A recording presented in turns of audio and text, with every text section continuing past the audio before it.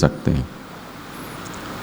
तो तात्पर्य ये है कि ये कोई नामावली नहीं है। वेदादि शास्त्र हैं, उनको नामावली समझकर आप उसको पढ़ोगे तो वहाँ आपको भगवान नहीं दिखलाई देंगे। अब पुरुषोत्तम सहस्त्र नाम में हमें हर नाम में, हर पंक्ति में भगवान मिल जाते हैं, क्योंकि वो तो एक तरह से नामावली सी है। पर भागवत में हमें इस तरह से भगवान नहीं मिलते हैं।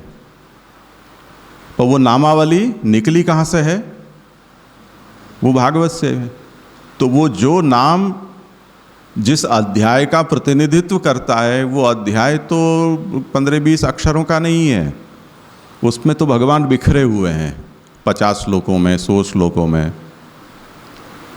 उसमें से उस नाम का उद्धार किया गया है, वहाँ हमें भगवान मिल जाते हैं।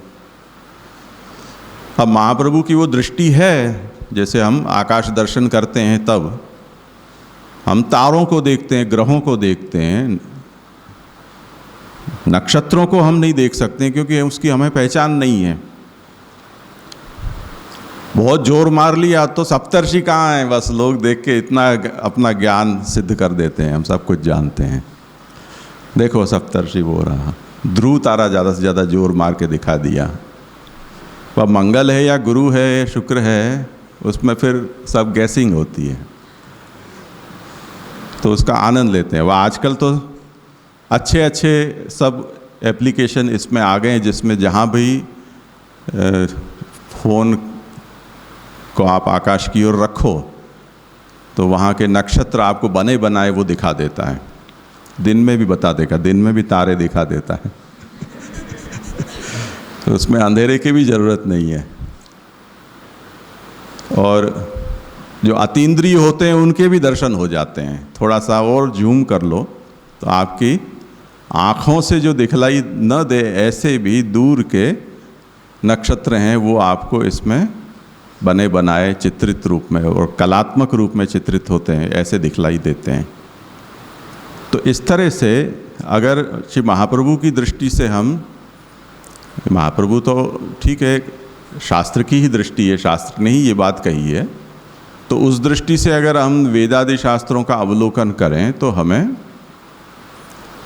उसके द्वारा भगवान ने कितनी विचित्र लीलाएं की हैं, कितने विचित्र रूप प्रकट किए हैं और कितनी विचित्र तरह से भगवान ने अपनी उपासना करने के उपाय हमको दिए हैं, जिससे कि हर तरह के मनुष्य को उसमें संतोष हो, आनंद हो, क्योंकि वो उसको जीवन भर ये करना है। तो उसमें इतनी विविधता भी आवश्यक है। ऐसा तो कोई बनाकर दे दिया जाए क्रम कि जो संसार के सभी मनुष्यों को एक ही तरह करना हो तो आदमी बोर हो जाएगा। तो इतनी विविधतापूर्ण प्रणाली से भगवान ने कि चलो अब अग्निहोत्र होगा, 2-4 घंटे का कर्म ये रहेगा, इसमें इतनी आहुतियाँ होंगी, इन चीज़ों को खोज कर लाओ, यूप बनाना है, चलो उसकी लकड़ी खोजो। तो 2-4 दिन सब घूम रहे हैं जंगल में, पेड़ खोजो, अब उसमें भी पढ़ो शास्त्र, साथ में लेकर जाओ कि वो पेड़ कैसा होना चाहिए, लकड़ी उसकी कौन सी शाखा में से लेनी है वो गिनो, कितनी मोटी होनी चाहिए, जो करता है उसके कितने अंगुल का प्रमाण होना चाहिए, कहीं से मुड़ी तुड़ी तो नहीं है, उसमें किसी पक्षी ने घोंसला तो नहीं बना कर रखा है। तो 2-4-5 दिन उसमें निकल जाएंगे लकड़ी खोजने में। तो ऐसे करते करते पूरा जीवन मनुष्य का यज्ञमय जीवन, यज्ञ पुरुष की आराधना में व्यतीत हो जाता है। अब हमारे यहाँ ये बात कही गई, बौद्धों ने कहा कि ये सब पाखंड है, ये सब छोड़ो, उनको सब ले जाकर घर परिवार धंधा रोजगार सब छुड़वा कर जंगल में बैठा दिया। अब वो बैठे बैठे 1000-1000 10-10 हज़ार, कहीं तो 40-40 हज़ार बुद्ध के शिष्य क्या करते होंगे, ये भी सोचने का विषय है। न कोई परिवार, न कोई धंधा, न कोई वहाँ परोपकार जैसा कुछ भी कार्य कि सोशल वर्किंग कुछ होती हो, न कोई पशुपालन, कुछ नहीं। 40-50 हज़ार शिष्यों को लेकर कहीं घूमते जाएं, करना क्या? सुबह से उठने के साथ ही ये समस्या हो जाए कि अब क्या होगा। इसलिए मुझे तो यूँ लगता है कि ये बौद्धों को बुद्ध भगवान ने हथौड़ी छेनी लेकर बैठा दिया, टक टक टक टक करते रहो, विहार बनाते रहो, मूर्तियाँ बनाते रहो, जीवन निकल जाएगा उसमें। तो ऐसी ऐसी सब मूर्तियाँ बना दी, ऐसी ऐसी गुफा बना दी। आज हम उसको देखने जाते हैं। जीवन यापन तो होना चाहिए ना। कितना आदमी ध्यान लगा सकता है, कितनी तपस्या कर सकता है, भिक्षा मांग भी कितनी मांग सकता है। अभी अपने यहाँ अन्नकूट ठाकुर जी आरोगने के बाद हम जब अन्नकूट का प्रसाद किसी को देने जाते हैं तो वो कहते हैं कि अब बस हो गया, अब हमारे घर में रखने की जगह ही नहीं है। तो भीख भी आदमी कितनी मांगे। तो ये यज्ञमय जीवन में भी भगवान ये कहते हैं कि मैं इन रूपों में प्रकट हुआ हूँ, अब मेरी आराधना करो। ये देव मेरा ये अंग है, ये शुचिश्रुआ है, वो मेरा ये अंग है, ये मेरा ये स्वरूप है, उससे आप मेरी आराधना करो। हमारे यहाँ भी यही प्रकार सेवा में भी बताया गया है। हमारी सभी आराधनाएं वो इसी तरह की है, जिसमें मुख्य से लेकर गौण, अंग से लेकर अंगी से लेकर अंग तक के जितने भी हैं वो सब उसी देव के रूप में हमारे यहाँ स्वीकार्य हुए हैं। तो भगवत सेवा में जैसे हम प्रभु हमारे मुख्य हैं, तो और सब पदार्थ हैं उनको हम प्रभु का परिकर मानते हैं कि प्रभु जहाँ विराजते हैं वहाँ अपने परिकर के साथ विराजते हैं। इसलिए उनका आधिदैविक स्वरूप सोचकर भगवत मंदिर है, उसका ये स्वरूप है, सिंहासन का ये स्वरूप है, खिलौने ये हैं, ब्रजभक्त ये हैं आदि।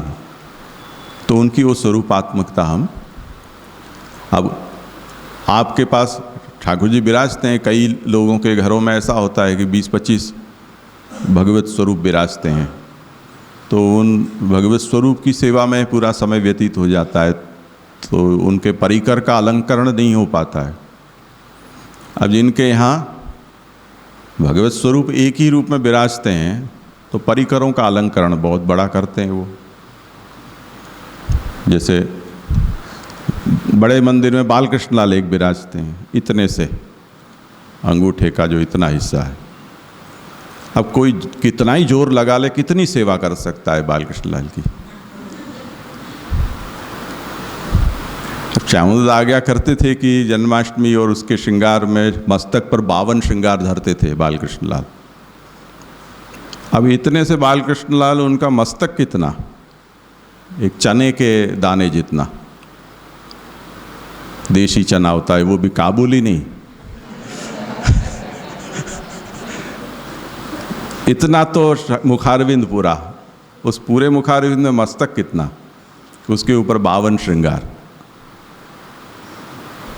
धरा लो भाई, रोज तो नहीं धरा सकते हो। तो उस स्थिति में जो परिकर है उसका अलंकरण करते हैं। मंदिर को सजाओ, सेवकों को सजाओ, खिलौनों आदि हैं उनको सजाओ, जिस तरह से भी हो सकता हो तो उनको सबको सजाकर सबके अलंकरण करते हुए भगवान बीच में विराजते हैं, तो और ज़्यादा उनकी आभा प्रकट हो जाती है। तो यहाँ पर भी इसी तरह यज्ञ रूप में भगवान ही हैं, ये बात महाप्रभु समझाते हैं। क्योंकि जो वेद प्रकट हुए हैं वो कोई इन सब चीज़ों में मनुष्य का समय बर्बाद करने के लिए नहीं प्रकट हुए हैं। वेदों का प्राकट्य आगे महाप्रभु कहेंगे कि भगवान ने ये रूप प्रपंच प्रकट किया, उसमें मनुष्य इतने मोहित हो गए कि प्रभु को भूल गए, क्योंकि ये रूप प्रपंच इतना मोहक प्रभु ने बना दिया। अब वो जो मोहित हुए हैं उनको पुनः अपने सन्मुख करने के लिए भगवान ने वेद रूप नामक प्रपंच प्रकट किया है। तो वेद को प्रकट करने का प्रयोजन बहिर्मुख हुए जीवों को अभिमुख करना है। प्रभु अपनी ओर उनको इस द्वारा खींचना चाहते हैं। अब वो रूप उसके कई प्रकार हैं। वेद में यज्ञ के आराधन के रूप में या यज्ञ नारायण के आराधन के रूप में भगवान ने इस बात को बताया है। पूर्व कांड में, उत्तर कांड में ज्ञान के रूप में कहा है, उपासना कांड है उसमें मर्यादा भक्ति के रूप में वो हमें समझाया है। तो ये जो कुछ भी प्रकट हुआ है वो प्रभु सन्मुख करने के उद्देश्य से किया गया है, इसलिए उसको उसी रूप में हमें समझना चाहिए। ये विवेचन इसलिए किया कि कहीं सुबह वो बकरे वाले प्रसंग से किसी के मन में यूँ ना आ जाए कि ये क्या प्रसंग छिड़ गया। तो आप ध्यान में रखना कि हम जैसे ठाकुर जी के सन्मुख खिलौने में कितने तरह के पशु प्राणी सजाते हैं कि नहीं सजाते हैं। अब हमारे ठाकुर जी उस तरह से विराजते हैं घर में, छोटे से मंदिर में, उसके कारण हम ऐसी स्थूल भाषा में कहें तो निर्जीव धातु, लकड़ी, पत्थर, इन पदार्थों के बने हुए ये सब प्राणी प्रभु के सन्मुख खिलौने के रूप में सजाते हैं। पर उस विषय में हमारी भावना तो ऐसी नहीं है नहीं कि ये निर्जीव हैं। अगर प्रभु अधिदैविक स्वरूप में विराज रहे होते, जैसे ब्रज में विराजते हैं, तो वहाँ तो मोर, बंदर, चिड़िया, ये जो जैसे आज हमारे आसपास हैं वो जैसे सजीव हैं, उस तरह से ही प्रभु उनसे खेलते थे और खेलते हैं।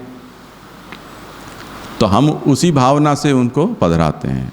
आपके पास सुविधा है तो आपको कौन मना करता है? आप सभी जो सजीव हैं उनको वहाँ ठाकुर जी के सन्मुख रखो।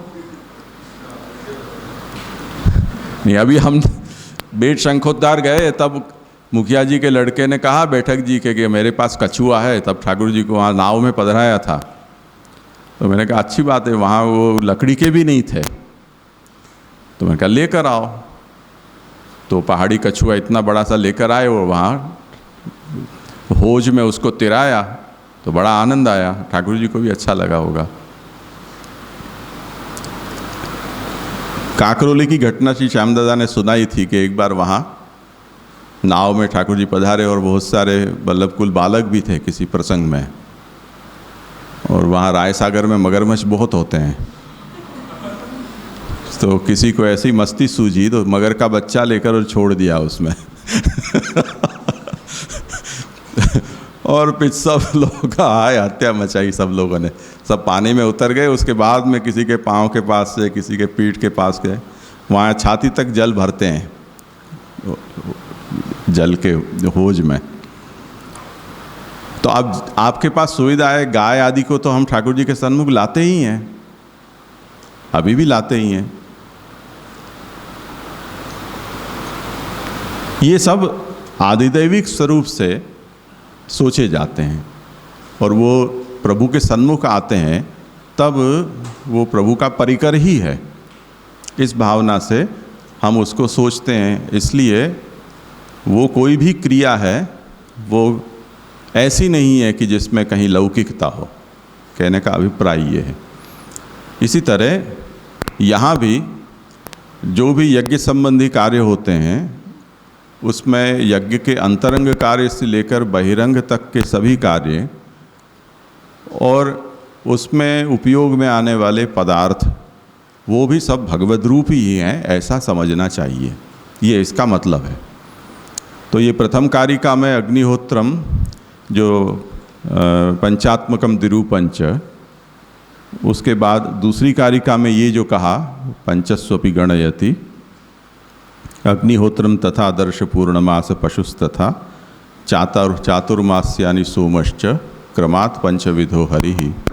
ये पंचविध हैं वो इस रूप में हरि ही हैं, भगवान ही है, ऐसा समझना चाहिए।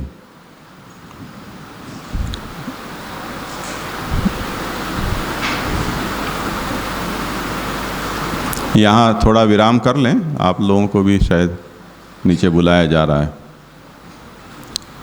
पीछे आगे करते हैं थोड़ी देर बाद।